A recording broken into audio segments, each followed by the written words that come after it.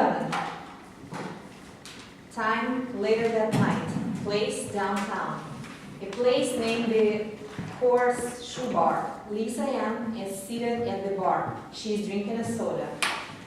Hello, Joe. Everything all right? It's just been one of those days. First I'm accused of being a cheat, and then I find out that this guy I used to hang out with is a snitch, accusing me of being a cheater. Calvin enters.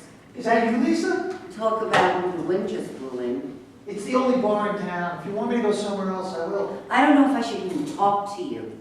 Anything I say, or should I allegedly say, may wind up in tomorrow's paper. You said I should be a writer. I specifically remember saying a poet, not a rat. Watch, now you report that I think all journalists are rats. I put my pen away. Reporters never put their pens away. You know, in the space of less than 1 minute, I've already said too much. If this is an interview, at least show me the courtesy of notifying me, at least 10 seconds in advance. Lisa, my editor sent me here to do this story. I'm sure after you told him you knew me. That had nothing to do with it. So the fact that we both know each other is purely coincidental. Yes. You have to believe me. Apparently the term conflict of interest means nothing to you. Nor does it to you. What does that mean? You go to another trainer's stable, talk to their people, solicit information. I didn't solicit information. Okay, they volunteered. Still, you were there and Maybe what? Maybe this is something you do all the time, to win races. Who is paying you to say that? Nobody's paying me. Why don't you just leave? There's no place else to go. Sit at a table, somewhere as far away from me as possible. What I saw in you, I just don't know. Maybe that's where you really do belong. In a garage, messing with cars, not people. I thought you would be glad to see me. See you? No way. Didn't you ever think about me? Not a bit. I was too busy building a career for myself to have time to mess around with the likes of you. What did I do to make you so steamed? I'll tell you what you did. First, you acted stupid when I knew you were smart. Second, you knew that I cared about you and instead treated it like I was a game. Third, you barged back into my life like a steamroller, looking to flatten me. Fourth, you're totally oblivious to my feelings. Do you want me to go on? There's more. Am I that bad a guy? No, you're just a first-class jerk. You and every other man on this planet. All you think about is yourself. That's it. No wonder you don't get along with the other trainers. Now, where did you get that tidbit from? Your paid informant who is snooping on me? Maybe I ought to be gone. Maybe you should. I've given you enough material to write a bio about me. I don't know what to say. It doesn't matter what you say. What matters to you is that you can write and then publish, especially if you think it will sell.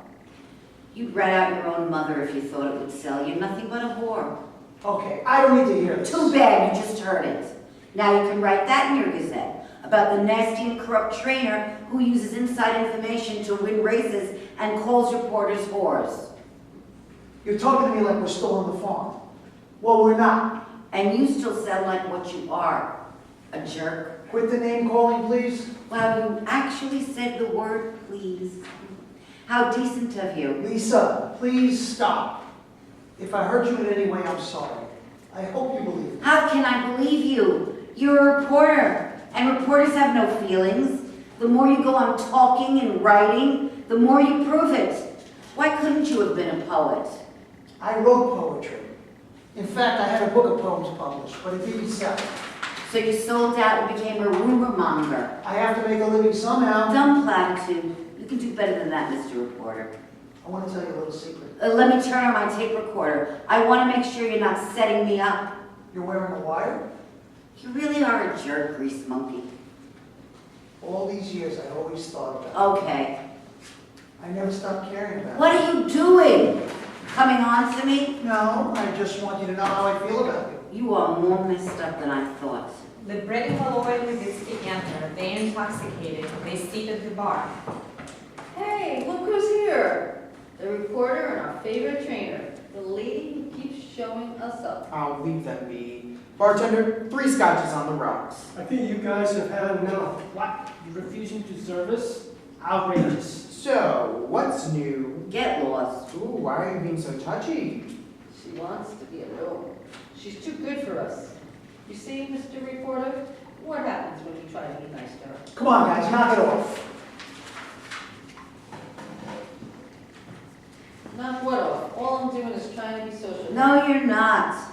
You're trying to provoke me, get more dirt on me. My dear young lady, that statement is entirely false, and I object to such insinuations. Object to all you want, but if you think you're gonna run me out of town, you have another thing coming. Now, who's trying to provoke who, or is it whom? I think it's whom. Whatever. Meanwhile, where are our drinks?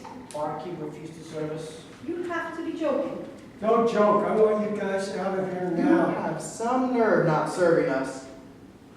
And you're to blame. You're to blame for everything. Ever since you showed up at this track, nothing's gone right. We were here before you, and now you act like you own the place. Well, you don't.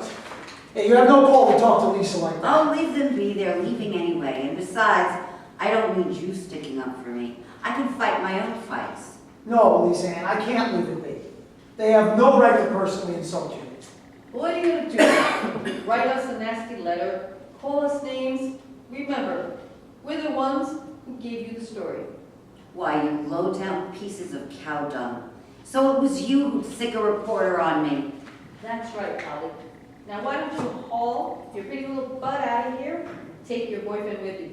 You asked for it. Kelvin punches Lee ready. A brawl ensues. Soon, from off stage, comes the sound of sirens. End of scene 11.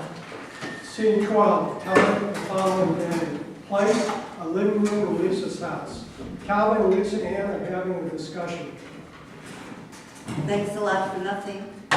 Now, in addition to me being considered a cheater, now I'm accused of inciting a riot and I didn't even start the fight. I'm gonna make it up to you. I'm gonna write an expose on those guys and how they tried to manipulate the press. You mean you? No, I mean the press. To drive you Please out. don't. The more you write, the more I get into trouble. There's only one way for me to get back at these guys. And that is to keep winning. They hate that. This is gonna make a great story. You see, what do I have to do to get you to stop treating this as a story? This is not a play. We have to return to court next week. Luckily, I'm friends with the bartender who was willing to post a bond and told me that he'd be willing to testify on our behalf. Otherwise, we'd still be in jail. I had no idea the depth of the animosity people harbor toward you, just because you're successful. Who cares? All I know is that I have to make a living, and this is the only way I know how to do that. That's exactly what I told you when you started ragging me about being a reporter. Slight double standard. No double standard. This is all I know. You, however, have options. Yes, I have options. I can teach English later, get a job as an auto mechanic. To that I say no thank you. My work takes me all over the world. I've reported on wars, crime, natural disasters, politics, you name it. I'm not about to give that up. Fine, but just don't treat me as one of your stories. You're not just one of my stories, but still, you're a part of the story. One that is special and needs to be written. All your reporters are the same. Always angling to get people to spill the beans and then use it against them. Do you see me holding a pen, taking notes, or recording your comments? No, but that doesn't mean that the tape recorder in your head isn't operating. Maybe I should go back to Stall and see if he's charged my batteries. The judge ordered you not to leave town, so you're not going anywhere. I have an extra room you could use. I don't want to put you out. You already have, the moment you showed up in town. Besides, I want to keep you around so I can keep my eye on you. Otherwise, you'll just get us into more trouble. I'll go to the hotel and get my things. Calvin heads to the door. Hey, come over here. Calvin turns around and walks to Lisa Ann. What is it? This. Lisa Ann embraces Calvin and kisses him. What was that for? For being a jerk. Lisa Ann kisses Calvin again. This time Calvin responds. They continue kissing in scene 12. Scene 13. Time, 2 weeks later. Place, an office at the Stallings Gazette. Seated are Calvin Henry Combs, managing editor. You've done a great job in the Shekofsky Story. Since you broke the story how they try to frame that girl, it's gone national. Now horse racing's the talk of the country. It's a great story. Girl versus the horse racing establishment. They're doing everything they can to stop her, but she won't back down. The more they push, the more she pushes back. By winning, the other trainers hate her. Maybe we can develop the story even more, take it to the next level. What's the next level? I don't know. I'll let you know when we get there. That's what happens when a story takes on a life of its own. Horse racing gets a bad rap. Everyone thinks it's crooked. Well, it's not. Now, the biggest race of all is coming up. The Grand National Race, the $10 million purse. Who do you have your money on? Lisa Ann Shekofsky, of course. Amazing young lady, resilient. The commission exonerated her, But they still order her to take a 1-month suspension. which she's doing with no complaints. It's given her a chance to recharge her batteries. You dug up the facts and set things straight. And then I got run out of town by those 3 trainers who fed me the scoop. A good reporter is a reporter that makes enemies. It shows that he's doing his job, uncovering the truth. Some people call it snooping. I call it discovery, like how those other trainers tried to sell Lisa and make her look like she was a cheat. Yeah, they were upset that they were being upstaged by an upstart. What's the situation at the track now? I don't know. Are you and Lisa Ann close? We're friends, but I haven't been in contact with her recently. Maybe I should assign another reporter to do the follow-up. Hey, wait a minute. That's my story. I know it is, but you're already too enmeshed. You plowed her for information, and then her finding out what you're doing could become messy. I don't want you to become the story. Don't worry about that. Okay, fine. When you go back there, all I want you to do is collect information. Don't send me any copy. Just provide information. You mean you want me to spot? No, I want you to collect information, but just don't be obvious about it. That could get me in a lot of trouble if I'm found out. Then be careful. I can't believe that the same cabal of trainers who target Shekofsky won't be up to no good. With $10 million on the line, their wife will do anything. What's there the horse racing industry? I don't know. Find out. In the world of horse racing, anything can happen. I want you to be there when it happens. End of scene 13. Scene 14. Time 1 week later. Place stable. Lisa Ann is feeding the horse. That's right, boy. Eat all you can. You earned it. Calvin enters. Hey, Lisa. Hello to you, too. What brings you here? I just want to see how you're doing. That's very thoughtful of you. I thought you got railroaded. Didn't surprise me. To them, I'm nobody. Don't matter that I produce winners. I guess I'm just one of the boys. That's not fair. Listen to you. When did you acquire a conscience? You're the one that started all this. Come on now. I admit the error of my ways. But you never cleaned up the mess. Now I'm suspended. Well, good. It'll give me a chance to recharge my batteries. I said the exact same thing to my editor. Now what about filing an appeal? Appeal what? The commission's decisions are final, period. Says so in black and white. But you're being denied a right to earn a living. Just temporarily. I'll be back in time for the Grand National. But right now you're not making any money. So what? That will pass. Let me tell you something. I know how to get back at those guys. How? By winning the Grand National. And I have the horse that will do it. You found an owner who wanted to hire you while you're on suspension? Yes, but it's all under wraps. What's the name of the horse? I'm still not sure if I can trust you with that information. I give you my word that I won't share it with anyone. Okay. The horse's name is King's Ransom. I've been training him at a secret location. Don't bother asking me where, because I won't tell you. My editor likes you. Does he own a horse? No, but he's written editorials defending you. Tell him to save his newsprint. His readers are probably wondering how much I paid, or since I'm a woman, how many sick and perverted sexual acts I performed to get your editor to write nice things about me. Who's been saying that? I didn't say they've been saying it. I said they're wondering it. So now you're reminded. No, just someone who knows about how rotten people can be, especially when they feel threatened. You think I'm rotten too? Oh, please don't start getting all touchy with me. I already showed you what I think about you. I hope you're not gaming me. Why would I want to do that? To keep me on your side. Oh boy, are you full of yourself? I show you that I like you. We do nice things together, and that's the best you can say. Look, if you want, write whatever you want about me. good or bad, doesn't matter. Come on now. I'm not going to do that. Don't do me any favors. I know you stuck up for me that night, and for that I'm thankful, I really am. But business is business, and I can't let anyone or anything stand in the way of my doing what I have to do in order to right a wrong. Do I make myself clear? Perfectly. Good. Now let me get back to work. I've got to take Hero for a ride and then bed him down. Okay, I'll see you later. Oh, and Before before I turns forget, to leave. one other thing. Yes. What really brought you back here? I told you. To see how you're doing. That and to attend the national bank. Are you on the clock or off the clock? This is strictly personal. I wanted to see you. Did I tell you that I think you're a jerk? Yes, you did, but thanks for reminding me. Don't thank me. I was wrong. You're worse than a jerk. You're a liar. I just fed you a ton of inside information, and you're not going to go behind my back to share it with your boss? You really must think I'm a chump. You're just trying to con me, take advantage of my good and caring nature, and pump me for information. You can't help it.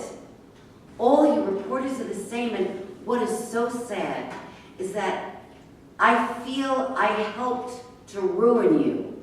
I should have never put you down for wanting to work in a garage. Now I feel responsible for you becoming a reporter, a pathetic suck-up who will do anything to get a scoop, even if it means acting like you care. But I do care. Spoken like a jerk who thinks he's dealing with a fool. For all I know, you're in cahoots with that clown Libretti. You have everything figured out. Everything's a con and you're nothing but a fool. I didn't say I'm a fool. I said you think I'm a fool. You know, for a reporter, you don't listen too carefully. Oh, I forgot. You're also a mind reader. That's right, mock me. I was just joking. Now you're trifling with me. Holy smokes. Everything I say to you, you tear apart. That's right. At least in that respect, I'm batting 1,000. Said like a true jerk. Now I have some work to do. Go in the house. Maybe after I'm finished here, I'll be nice to you, provided you don't later write about it. End of scene 14. Scene 15. Time 1 week later. Place, living room in Lisa Ann's house. Lisa Ann is reading a book. She's alone. Suddenly, there's a knocking on the door. Lisa Ann puts down the book. Who is it? Libretti, Malloy, and Levitsky. What do you guys want? We want to talk to you. About what? The Grand National. I have nothing to talk to you guys about. Get lost! We're not leaving until we talk to you. It's very important. Haven't you guys caused enough trouble already? That's in the past. We have business to discuss with you. Let us in. Well, okay. Libretti, Malloy, and Levitsky enter. Thank you. You're welcome. Now, what's so important that you disturb my peace and serenity? Me and the boys have been doing a lot of thinking. Oh, you guys actually think. Already starting them with the insults. I don't need to hear this. I think we ought to leave. No, we're here already, so we might as well stay and see what we have to say. Have to say what? It's about the Grand National.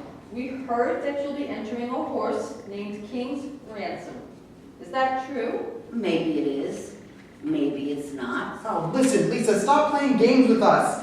For a long time now, we've been trying to be nice to you, to work cooperatively with you, and to date, all you've done is give us the cold shoulder. You know, we're not such bad guys when you get to know us. I know enough about you guys already. How you used a reporter to try to destroy me and my career. That was rotten. Didn't we run that reporter out of town? Only after he got the facts and started writing the truth about you guys. We understand that the reporter is back in town. We're not happy about that. I couldn't care less if you're happy or not. Anyway, we just wanted to warn you that he's around. Okay, now I'm warned. Is that your only reason for barging in on me? Actually, no. Oh, you guys really are something. With all your plotting and meetings, where do you find the time to train horses? We're not here to talk about us. We're here to talk about you. Now, this is the deal. We're going to give you $100,000. In return, you will make sure that your horse does not come in the money. Meaning that your horse is to finish no better than fourth. Give her the envelope. Levitsky takes out an envelope and offers it to Lisa Ann. Take it, you won't bite. I don't want it, and besides, I want to level with you. I have no plans to enter a horse, so you have nothing to worry about. Look, we know you. There's no way you're gonna miss this race. So take the money and spend it in good health. Get out of here! Sweetheart, there's no need to get emotional. This is business. Take the money. No, I won't take it. Now scram before I call the police. On what grounds? That we paid you a visit? Just take your money and leave. I have work to do. Levitsky tosses the envelope on a table. I can assure you it's all there. I believe our business here is concluded. If you had played ball with us from the start, none of this would be necessary. All of us could have taken turns winning. Instead, you decided to make us look bad, which, besides costing us money, just was poor public relations. Let's go. Libretti, Malloy, and Levitsky exit. Calvin enters. What are you doing here? Oh, what are you too? I saw your pals, Libretti, Malloy, and Levitsky leaving your house. Oh, they're not my pals. Did they see you? Now, I hid behind a tree. What did they want? Calvin points to the envelope on the table. What's that? Nothing. Calvin snatches the envelope. Don't open it. Calvin opens the envelope. It is crammed with cash. What is this? Are you on the tape? Put it down and stop asking questions. I can't help asking questions. How much money is in there? I don't know. Well, let's find out. Calvin opens the envelope. It's a stack of $100 bills. Calvin counts the money out loud. 1,000, 2,000, 3,000, 4,000, 5,000, 6,000, 7,000, 8,000, 9,000, 10,000. Quit your counting. There's $100,000. Holy gee willikers. This is some story. Huge headline. Corruption rampant in the horse racing game. Wow. They knew the name of the horse that I'm training. Gee, I wonder where they got that information from. Not for me. Oh, but now you're so excited. I thought you're off the clock. I am, please believe me. But this is a blockbuster story. I break this story and I could win the National Press Association Is that award. all you care about? Some crummy award. What about me? What about you? What about you? Either you're on the take or you're part of some extortion racket. Either way, all I know is that I'm staring straight in the face of the story of the year, or maybe even of a lifetime. Do you know what will happen to me if this gets out? If you've done nothing wrong, then you have nothing to worry about. You are so wrong. If they threaten you, then call the police. The police are in on this too. You know what? I see those three guys leaving your house, obviously up to no good. Then I come in here and I find you with an envelope crammed with a wad of cash, and then you tell me not to ask questions? You're not being forthcoming, and I don't like that. Look, I am telling you, if you report this story, they will kill me. Don't you understand? These guys are tied in with the mob. Levitsky is a hitman for Morris Liebling, who runs the biggest policy racket in the country. Libretti and Malloy are lieutenants in the Rigatti crime family. They use the track as a cover to operate a protection racket. So who's protecting whom? You didn't pay them, they paid you. Maybe you have your own racket. Me going around hitting up gangsters for money? Stop your fantasizing. I told them to leave and take the money. Instead of taking the money, they left it where you found it. And you kept it. And you counted it. Calvin, I am not on the take. You have to believe me. It doesn't matter what I believe. The only thing that matters are the facts. What do you want me to do that means so much to them that they would give you $100,000? Please don't go snooping around. Last time you did that, these guys let you off easy. This time they won't be so nice. There's millions of dollars on the line. Nobody bullies the press. You don't even know what you're saying. You can get yourself killed. What do you want me to do, ignore the story? I'm a reporter. And I'm a human being, not just a story. And I have a job to do. spoken like a true jerk. Stop calling me a jerk. That's what you are. Now get out and don't come back. End of scene 15. Scene 16, time 2 months later. Place of the trap. Lisa Ann is standing next to a betting window. In her hand is the envelope with money. Lisa Ann goes to the window. I want to bet on the Grand National. Okay, A $100,000, number 1 to win we have the cash. in this envelope. Will you please excuse me for a moment? I have to talk with my supervisor. Any problem? No, just a formality. The clerk exits. Soon the clerk returns with the supervisor. How can I help you? I want to make a bet. How much do you want to bet? $100,000 on King's Ransom, horse number 1 to win. I'm feeling really lucky today. King's Ransom is a 12-to-1 long shot. 2 months ago, he was considered a sure bet, but then he started getting a lot of bad press, especially from that newspaper guy, Calvin, what's his name, who started writing all these kinds of bad stuff about the horse, about the trainer, some Lisa Ann or something. I don't know. Well, I'll tell you, I think the horse is going to win big time. Let's see the money. Oh, absolutely. Lisa Ann gives the envelope to the supervisor. The supervisor counts the money. It's all here, $100,000. Good. Now please give me my tickets and I'll be on my way. The race is about to start. Here's your ticket. Thank you. Good luck. Thank you. From off stage comes the voice of the racetrack announcer. Lisa Ann is watching the race on a closed-circuit television.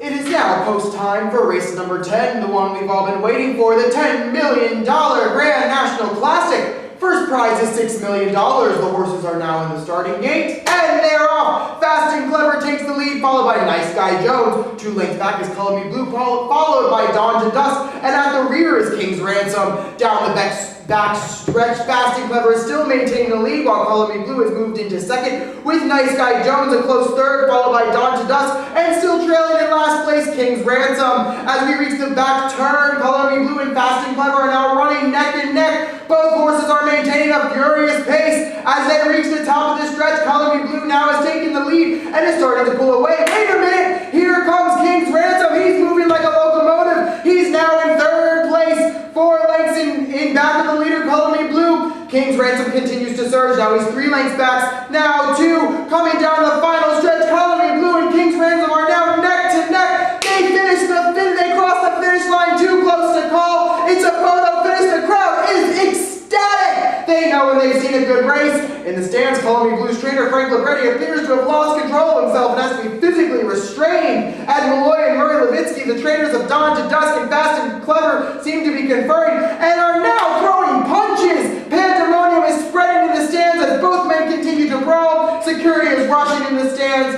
as both men continue to brawl. Security is rushing the scene. Meanwhile, King's Ransom trainer Lisa Ann Shekofsky is nowhere to be found. Look at the way those guys lost control of themselves. Pathetic. End of scene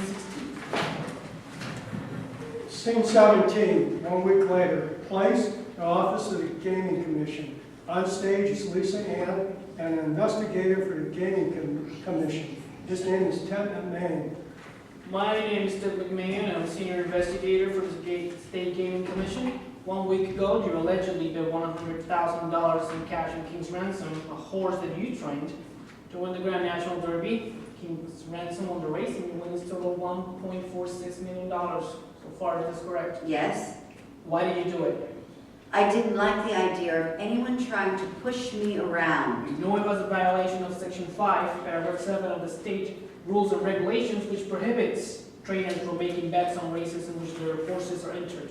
What I knew was that I wanted to use someone else's money to win more money. And that you knew the penalty for violating the regulation. It never even crossed my mind. Yet you did it anyway. That's right, and I'll do it again, anytime. Those 3 bozos thought they could buy me off. Instead, I just showed them. You realize that you are subject to criminal prosecution. Go ahead, prosecute me. In fact, if you want me to plead guilty, I'll do that right now. That you do before court. Right now, I'm just collecting facts. I've heard that line before. Excuse me? Never mind. I bet on my own horse, which was supposed to lose, and now I'm treated like a criminal, while the likes of Libretti, Malloy, and Levitsky, the scum of the earth, are footloose and fancy-free. Typical double standard. They're in deep trouble too. Meanwhile, it's me you're interrogating, not them. That's right, and that's because you violated the regulation and by doing so created a conflict of interest which could undermine the public's confidence in horse racing. There was no conflict of interest. I bet on my own horse to win, period. Further, you conspired with your boyfriend to plan false stories about your horse to hike up the odds. Ever hear of the term freedom of the press? He had a right to write whatever he wants. Lisa, if you're willing to cooperate, we'll go easy on you. Don't do me any favors. We know about the extenuating circumstances. You mean how I took the money? Yes, how you took the money and how you bet it, won the race and collected almost $1.5 million. And boy, did it feel good. So where do you stash the money? Somewhere between here and the Shangri-La. Stop being cute, that money's still the guy. I won that money fair and square. I didn't ask those thugs to give me money. They left it with me, and I invested it. Now I'm being penalized again for being a winner. By the way, I want you to convey a message to those guys. Anytime they want to have a match race, my horse against one of theirs, let me know and I'll be more than glad to oblige after I leave the imprint of my foot on their butts. They started with me. I think their days as trainers are over. I'll believe it when I see it. All you men stick together, anything to keep a woman down. The more winners I produce, the more my reputation is smeared. I'm the bad guy for being good at what I do. And because I don't have a man helping me to do it. People think that I must have some unfair advantage. You've had your say, now tell me where we can find the money. That's all you're interested in, finding the money, especially since I possess it. What's become of all the real men who made this country great, who built things, and who knew how to treat a woman like a lady? I don't have the time to debate you on this. And I don't have the time to sit here and listen to you. I have other horses to train and other races to win, if that's not a crime. And if you think I'm returning the money, you have another thing coming to you. Now, is there anything else you want to talk about? We're finished for now. For now, you mean I may hear from you again? That's right. No surprise there. Bye. Lisa Ann exits. Ted takes out his cell phone and makes a call. Hello, Mr. Jones. I interviewed Mrs. Shekofsky. I recommend that the commission fine her $1,000 for violating the regs and then close the investigation. I asked her about the money. She knows where it is, but she's not talking. Frankly, sir, we don't have a case. There is no evidence that she colluded with anyone. The fact is that her horse won the race. As for the other trainers involved, I recommend that the commission revoke their licenses and refer their cases for criminal prosecution. Okay, if that's what you want. I'll continue making inquiries about the matter. Yes, sir. If I uncover any new information, I'll immediately contact you. You have a good day too, sir. Goodbye. Scene 18. Time, 2 weeks later. Place, the living room in Lisa Ann's house. Lisa Ann and Calvin are sitting on a couch. They're watching television. On the table in front of them is a bottle of wine and 2 glasses. From off stage comes the voice of the news reporter. And now for an unusual story. Save the Charities, a private watchdog group that monitors charitable organizations throughout the United States, reports that within the past week, 15 charities have received donations from an anonymous source. These donations total $1.46 million.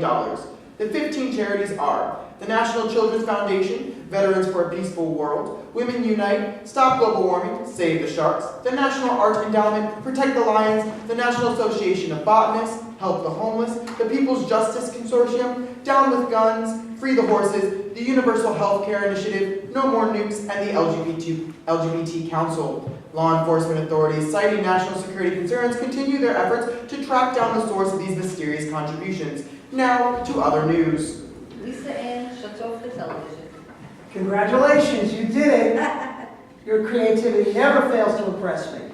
You've transformed money laundering from a seedy operation into an esoteric art. Thank you. Coming from you, that really means something to me. And thanks for coming back. I'm glad you let me back in. Calvin picks up the bottle and fills the glasses. Lisa Ann and Calvin pick up their glasses and make a toast. Cheers. Cheers. They clink glasses and smile. Now drink up fast.